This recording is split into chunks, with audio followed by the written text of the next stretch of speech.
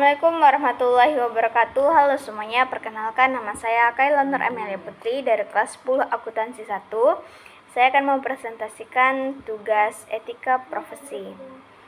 Komunikasi adalah proses penyampaian informasi, pesan, gagasan, atau pengertian dengan menggunakan lambang yang mengandung makna tertentu, baik secara verbal maupun non-verbal, dari seseorang atau kelompok orang kepada seseorang atau kelompok lainnya, dengan tujuan mencapai saling pengertian atau kesepakatan bersama.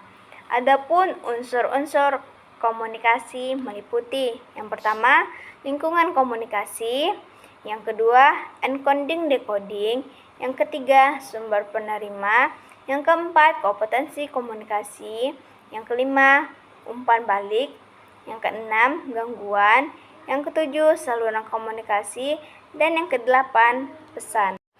Tujuan komunikasi menurut Onong Ujjana Effendi tahun 2003 adalah sebagai berikut. Yang pertama, perubahan sikap; yang kedua, perubahan pendapat; yang ketiga, perubahan perilaku; yang keempat, perubahan sosial. Fungsi komunikasi menurut Onong Ujjana Effendi tahun 2003 adalah menginformasikan atau to inform; yang kedua, mendidik atau to educate; yang ketiga, menghibur atau to entertain; yang keempat, memengaruhi atau to influence. Gaya komunikasi atau communication style adalah corak atau cara komunikasi yang ditampilkan seseorang agar pesan atau informasi yang disampaikan dapat diterima oleh komunikan. Gaya komunikasi terdiri dari: yang pertama, controlling style; yang kedua, equalitarian style; yang ketiga, structuring style; yang keempat, dynamic style; yang kelima, relinquishing style; yang ketujuh, withdrawal style. Banyak hambatan yang mungkin terjadi dalam komunikasi, antara lain: yang pertama, hambatan psikologis, meliputi kepentingan atau interest, prasangka atau prejudice, dan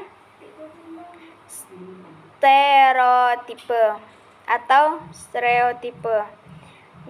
Dua, hambatan sosiokultural, meliputi kondisi multietnis, perbedaan norma sosial, kurang mampu berbahasa Indonesia, faktor semantik, faktor pendidikan, dan faktor mekanis. 3. Hambatan interaksi verbal, meliputi polarisasi, orientasi intensional, indiskriminasi.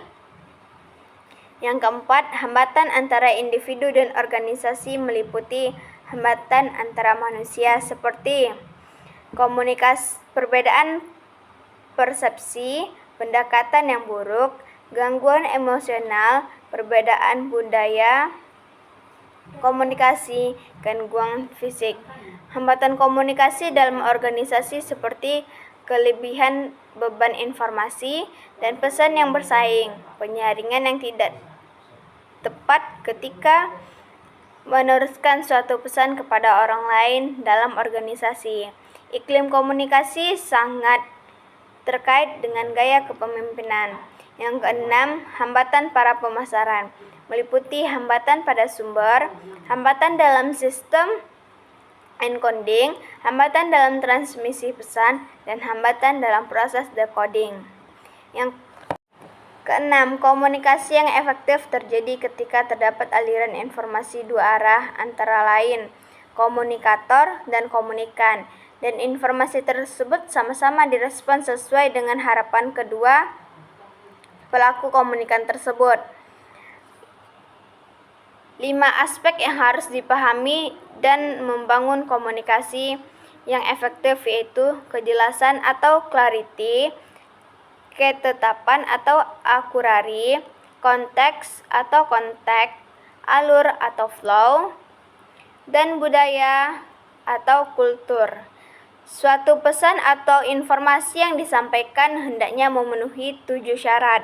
Yang pertama, lengkap atau completeness, singkat atau conciseness, pertimbangan atau consideration, konkret atau concreteness, kejelasan atau clarity, kesopanan atau courtesy, dan ketelitian atau correctness.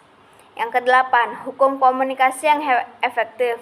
The 5 inevitable laws of effective communication. Respect, empathy, audible clarity, dan humble. Sekian, terima kasih. Wassalamualaikum warahmatullahi wabarakatuh.